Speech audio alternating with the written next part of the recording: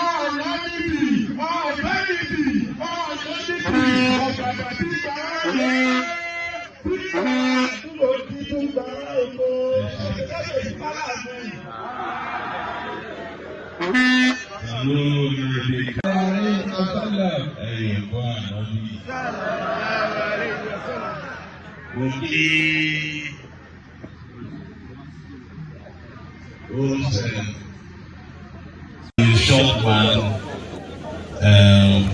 with what? Big head. Well, I'm gonna give you one more name today. I would say a short man with a tall ambition.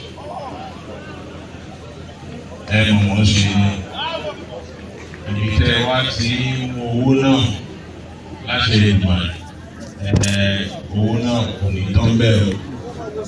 Àmọ̀ pé ọlọ́dún lẹ́yìn ṣe. I remember maybe about 3-4 years ago, I watched one of the lectures you organized. It was a very good one. And there's no doubt about it that you've been doing it on a yearly basis. So we appreciate you.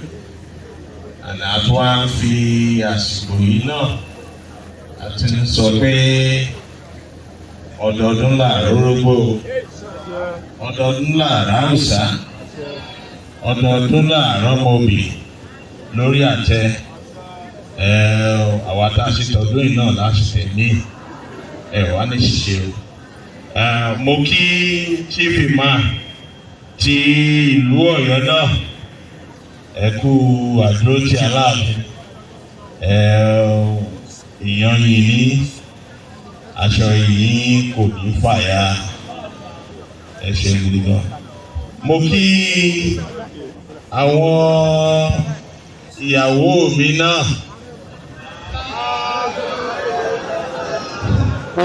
tó wà ń jòkó ìyálé kó tó mo kí iye o ìyá Mọ̀lábà ìyá Àjàṣẹ́ ìyá Aládùn bẹ́ẹ̀ ni mo kí ẹ kú àdúrótì Ọlọ́run ọmọ tún dáadáa tí náà ṣe ẹ̀mí ṣíṣe ẹ ṣé gan ẹ kú àwẹ̀ Ramadan náà. Mo kí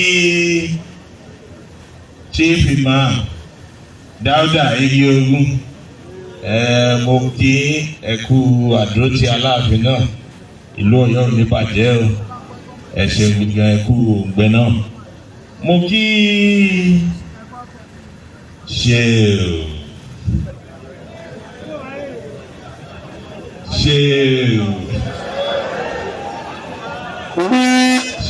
wá Jamiu ẹ ṣé gan àmì Ọlọ́run òun yìí ò ní bàjẹ́ o ẹ mọ̀ ṣe ni àìmọ̀ṣe kò ní kọ́ńkọ́ sọ̀rọ̀ yìí o gbogbo bẹ́ẹ̀ ṣe náà là ń rí kó tó di àsìkò yìí ni mo ti máa ń wo wáàsí náà mo máa ń gbọ́ wáàsí Ọlọ́run ní gbóhùn lẹ́nu yìí o ibi tẹ́ wá ń lọ náà mo pé tẹ́ ti ń lọ tẹ́ ń lọ ẹ̀ tí ì débẹ̀ Ọlọ́run gbé kọjá bẹ́ẹ̀ Ọlọ́run tún dáadáa yín ṣe Ọlọ́run ní gbóhùn lẹ́nu yìí o ẹ ṣe gidi gan mo dúpẹ́. Àná mi lórúkọ tí túmọ̀ pé yé o wọn láti wá gbo àgbà ọmọ lọ́wọ́ yín kì í sí bẹ́ẹ̀ ni ó dáa ẹ ṣe gidi gan àdúpẹ́ thank you for coming out. mo kí ọmọọba Honorable Sire ẹ ṣe gidi gan thank you very much.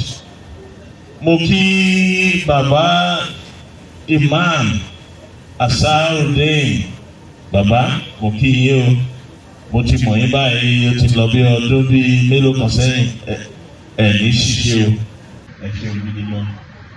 mo kí bàbá àgbà ní the ọlọ́mẹ̀sì mo dúpẹ́ wọn ṣe ẹ̀fọ́ ìgbésí.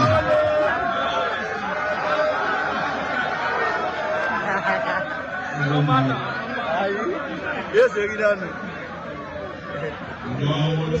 Wọ́n ti láti òrìjínà mú lọ nílẹ̀ rẹ̀. Òrìjínà. Èyí o, ẹ̀gbọ́n adé parí mu. Ikú àbáyé rẹ̀! Ikú àbáyé rẹ̀! Ikú àbáyé rẹ̀!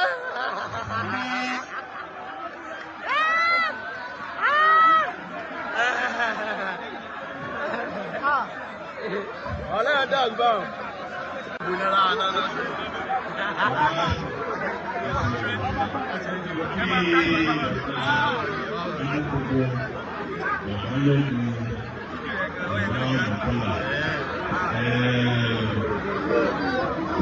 Túnmọ̀lé, òsìmọ̀lé, pàtòlí, kí ìṣẹ́lẹ̀ bàbá Balógun, bàbá Aláòbí, àti àwọn mìíràn tí olùdárúkọ gbogbo aṣojú sẹ́nitọ́ Akíntúndé ẹ̀ṣẹ̀ ìgbìmọ̀ ẹ̀kọ́ ìdí náà ẹ̀kọ́ àdúrótì ẹ̀ṣẹ̀. Wọ́n á fi àsìkò yìí kí gbogbo àwa mùsùlùmí òdodo tá a wà ní ìjókòó lónìí. Àkó àwẹ̀ Ramadani àṣírí ṣàmọ́dún àwọn tá a gbà tọ́ pé Ọlọ́run fún wa lẹ́nu gbogbo láti gbà tọ́ ló ti ń bọ̀. Ẹ̀ṣẹ̀ gbogbo. Gbogbo àwọn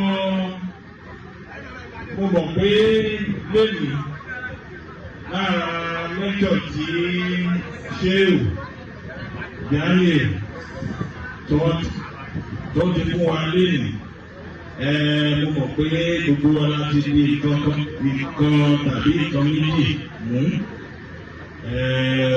kò wá ní sọ̀rọ̀ lọ́wọ́ wa Ọlọ́run lè kárí múlò tàbá ti lọlé ẹ̀ṣẹ̀ ìgbìmọ̀ ẹ̀kú ìjókòó lẹ́yìn.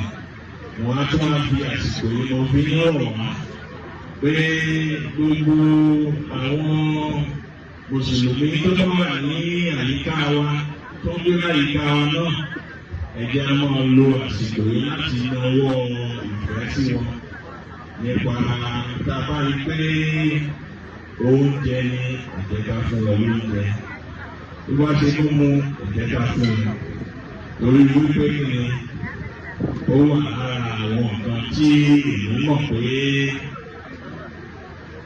mùsùlùmí jẹ́.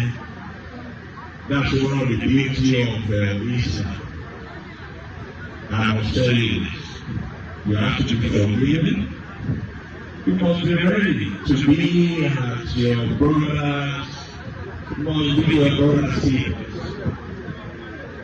When you see your brothers struggling, it is your duty to come to his assistance, to support.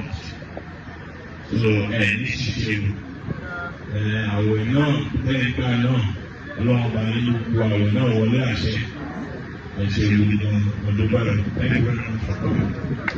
Wọ́n bá dé ẹ̀dá láti àwọn ọlọ́pàá sílẹ̀ alásàwọ̀ ògùn ọ̀yá bàbá àgbà sẹ́nitọ̀ ọ̀yá.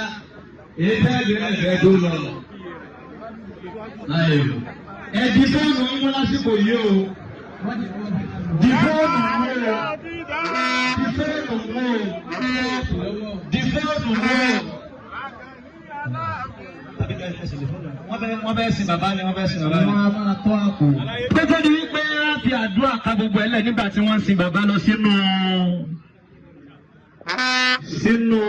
báàgò tó gbé wọn wá. Bàbá ń kí àwọn ayaba. Bàbá ń kí àwọn ayaba. Lábẹ́ ipá mọ́ra láti ṣe látàná ànájírí.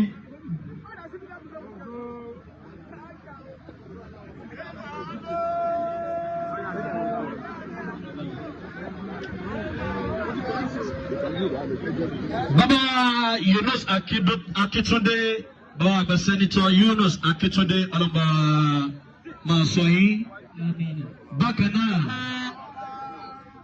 Honorable Abdulhakeem Adeniyi Adeyemi, Ògo Alákànwó, ọlọ́ba àdótì yín.